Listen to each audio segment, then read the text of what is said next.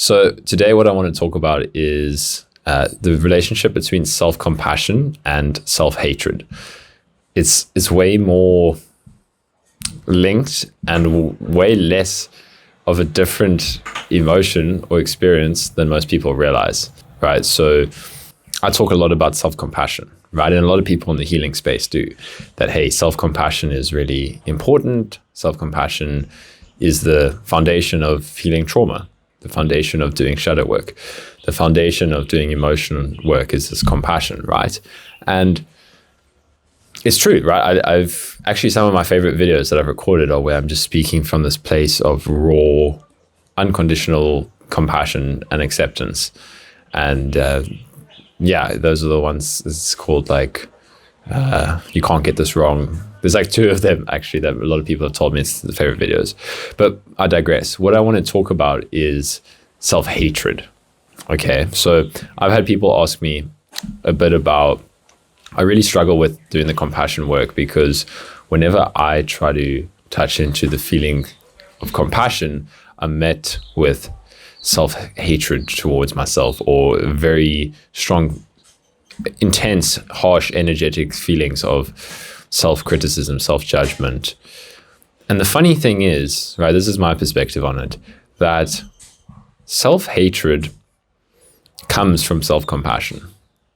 Why, this is, I once heard a Tibetan monk, his name's Yongyi Mingo Rinpoche, if any of you have heard of him, really cool guy.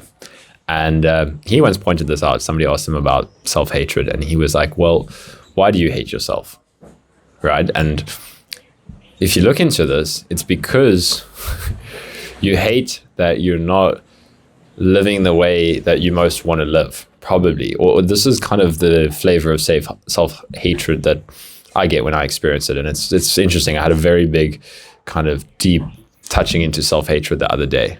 I get these kind of emotional releases where it doesn't feel like a problem at all, but I can just be like, wow, there's something intense coming through the system here and I need to give it some space.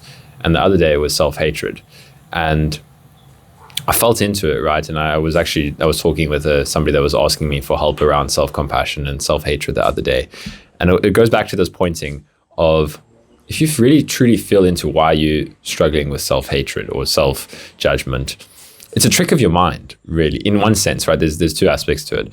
But in one sense, your mind is saying, I can't feel self-compassion because I hate myself or because I really don't like myself. How can I like myself how can I give myself self-compassion if I don't even like who I am? But then you ask yourself, why don't I like who I am? And if you dig a little bit deeper here, it'll be like, well, because I don't do the things that are best for me, or I don't, I'm not living my life the way I want to live it, or I hate myself. Here's I can feel the times when these strong feelings have come up for me is when we're doing like self-sabotaging behaviors, right? Things that we know we probably are not best for us, but we do it. And then a part of us comes up and it feels like, wow, I really hate myself for doing that. But can you see what's happening there, right? Why do we hate ourselves for doing that? Well, because we actually love ourselves, right? We like literally break it down, right? If you hate yourself because you're not doing something that you feel that you should be doing, you hate that you're not doing something because you know that doing that thing would make you love yourself. If that makes sense. That sounded a little bit too complicated. But basically, the reason you hate yourself is because you love yourself. And here's another aspect of it, right? So that's one aspect of it, right? So if your mind is telling you these stories where you can't feel self-compassion because you don't like yourself enough, well, you don't like yourself because you love yourself, right? You don't like yourself because maybe you're not truly aligned with who you want to be. And there's a whole bunch of different aspects to this, but like a lot of it is conditioning and stuff as well. But here's the other point that I wanted to touch on was truly allowing ourselves to feel self-hatred. Truly saying, okay, if there's energy and emotion and thoughts coming up that's saying, I hate myself, I hate what I'm doing, I hate this. We're afraid of feeling that, right? But this was the experience that I had the other day. So I've touched into these spaces before, and I have a very different way of dealing with it. It's just like, okay, wow, that's just something passing through my psyche. But I know that it doesn't really matter because it's not me. It's just something that I need to experience, something that I need to hold space for. But I had a much deeper experience with it the other day where I was hanging out with some people. And I think it was just all of these emotional experiences, these big ones that I have. It feels like it's just coming through the system. It builds up over time. I can feel it energetically in the nervous system that the way I'm behaving in the world becomes slightly different. And then something will happen and then I'll realize, oh, wow, this big emotional release was building up. So basically with the self-hatred thing, I was hanging out with somebody and then something they said just triggered some emotions in me.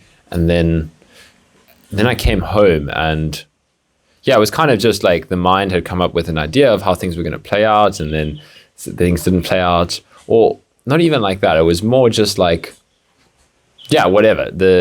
Something somebody said led to this feeling in me. And then I came home and sat with it. And it was like, whoa, this massive feeling of self-hatred. And for the first time, I truly said to myself, let's actually feel it, right? So sometimes I would like mix in self-hatred with self-compassion, be like, hey, it's okay. This is often the stuff I've shared on this channel in the past. It's like, when there's something very challenging come up, meet it with love, meet it with compassion. But this time I tried a different approach and it was actually very powerful. So that's kind of really what I want to share here, was I was like, feel it, just fucking hate myself right now and really burn into that. Like, but like as if there's no coming back from it. Like I don't even want to feel self-hatred to kind of mix it in with self-compassion to be like, oh no, I actually love myself. Like there was no analytical, stuff around it or anything like that. It was just pure like self-hatred. And then, maybe this sounds weird for people, maybe it sounds tricky, but I'm sure you can see from the smile on my face that it's not a problem, right? To actually allow myself to feel that, to be like, if that's what's coming through me right now is this intense emotion of self-hatred, what would it feel like to give that so much space to be, in one way of putting it. It's difficult because all of these things, they're not very conceptual when I'm experiencing them. So as soon as I start to talk about it on a video or with a friend or something, it's like, I don't really actually know how to talk about this. But what it kind of felt like was going deeper and deeper into that self-hatred, like really allowing myself to explore this emotion form, this energy form. I love it. And the way Angelo talks about emotions that I picked up from him was that everything is its own life form, like even an emotion, right? So get to know that life form. And that's what it felt like. I was like, let me get to know, but again, I wasn't thinking about this conceptually, but this is how I will talk about it now. I was like, let me get to know self-hatred. And it felt so important to do it this way, where I was like, you're allowed to hate yourself. You're truly allowed to hate yourself. There's no, you don't even need to kind of feel self-hatred in order to feel self-compassion later, or you're not feeling self-hatred in order to, get more in touch with yourself. It was just like, no, if this is what you're feeling right now, you're truly allowed to feel that. And again, it almost didn't even feel like, okay, I'll talk about the emotion of self-hatred, but the more in touch I got with it, it didn't, that's what the thoughts associated would feel like. But it was just this very, very, very harsh, intense, energetic experience in the body, very intense. And massive surrender. I was like, wow, I can't do this. So I wanted to talk about that because it's like, it was a very interesting experience for me. And it felt so good. This is the key thing here, right? I was sitting in self-hatred and it was like just noticing even little subtle layers of resistance. So after all the stuff that I've explored, it was quite a release to be like, wow, even the most intense self-hatred is entirely allowed to be here without any distance in some essence, right? And this is what I feel like can keep people, you can get a lot of insights. And for me, I don't even know, like, I feel like I bullshit myself sometimes as well. That's why I said in the last video, who the fuck is this guy saying all these things? But I feel like you can get a lot of insight and then you can fixate in the self-love maybe because there's a little bit of fear in the self-hatred, if that makes sense. But the self, like, not to say that there's anything wrong with teaching from the place of self-love. I love it. I have friends that do that, and I think they're spot on in the money. And I could be wrong here, but I just feel like this is the experience that some people maybe hold back from a little bit, is that, wow, even this pure, intense self-hatred actually afterwards makes space for more self-love. Truly, because I was like, wow, I love myself. Like, again, this sounds weird. I don't like talking like this, but I'll do it in anyways. I was like, wow, I love myself so much that I allowed myself to feel that self-hatred. It seems so counterintuitive or paradoxical, but I hope, this clicks for some people, or, helps you to realize something about the nature of allowing yourself to feel whatever you're feeling is the doorway to compassion, right? Compassion isn't even, you can come at things from a space of compassion, but compassion is more than just allowance of, you truly can feel this in entirety with no distance and no need to be separate from it. And then for me, that was like, sure, if what's coming through right now is pure self-hatred, who am I to stop that experience? And I am actually that experience, and I wanted to experience that. So, but, I'm only at that place now because of all of this. I don't know.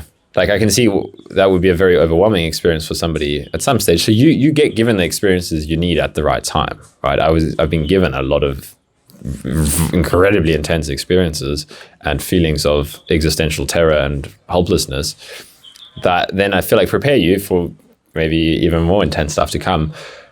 And then it always just opens things up a little bit more. It's like, oh, wow.